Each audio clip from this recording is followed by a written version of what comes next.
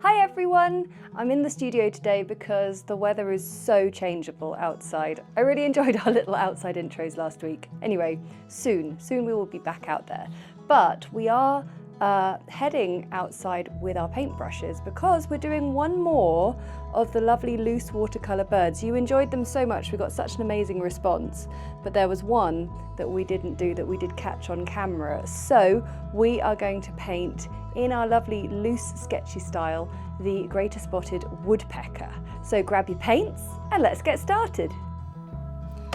So we had that amazing footage of the woodpecker on the bird feeder, and I just thought it was too good to waste. And it reminded me that it's now that time of year to open up a year of watercolour, because we've got all the lovely seasonal tutorials, and we're going to actually look at one for early spring, even though it's hailing outside at the moment. So early spring doesn't feel quite how I'd describe things, but you know, we can be hopeful.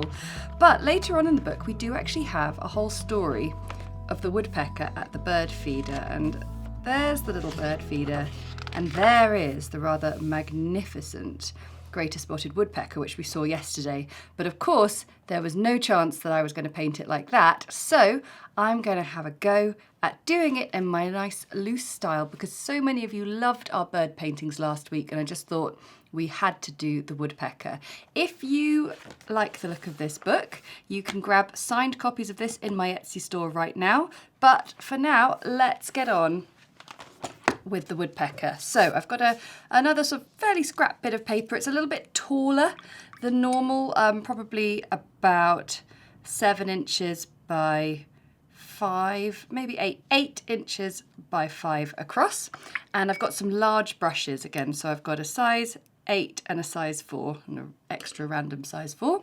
And we're just going to go for it. We need obviously the black and brown tones. So I've got ivory black, Payne's grey, burnt sienna, and a little bit of yellow ochre, but also we need some lovely flashes of red.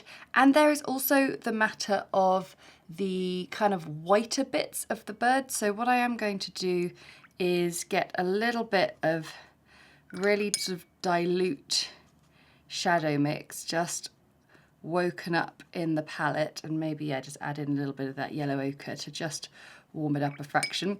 And I think we just have to go for it once again. So whoosh, maybe I'm just stalling now, maybe a size 6 brush. Size 6 brush will be good. So you can see I feel nervous as well when I launch into doing these paintings.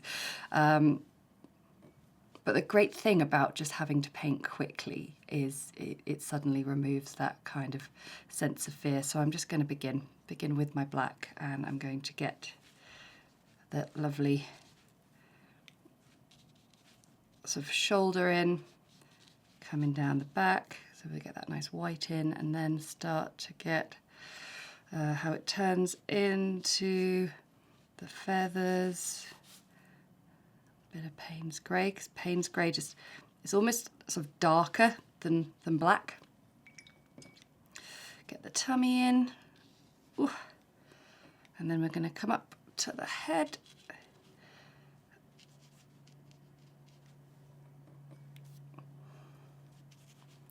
Coming down, and then we're going to put in some long tail feathers, and then get some of those spots on the feathers by just doing that. And finally, here we go with the red. So it's really important that you don't spend too much time on that red. And then the last thing I'm going to do is I'm just going to kind of bring the whole thing together. And we're going to do a little bit of pen and ink as well, but I will just get the beak in there. And some feet. They look a bit like monster feet.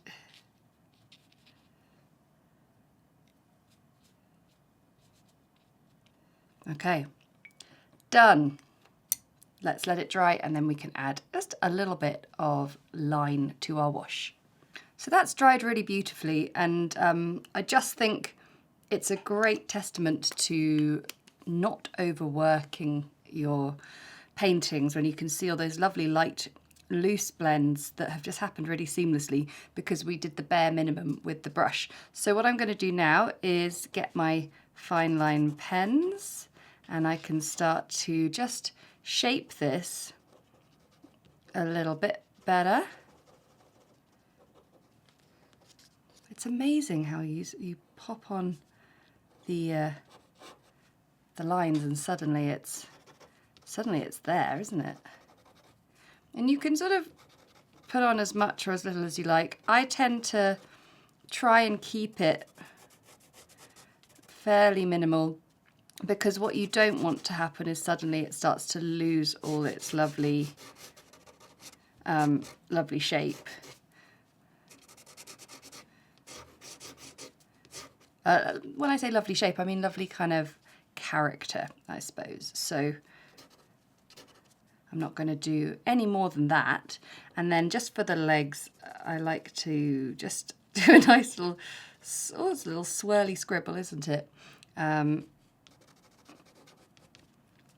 then just give them a little extra, because I always think you paint a lovely bird and then you come to do the legs and feet and they just look ridiculous.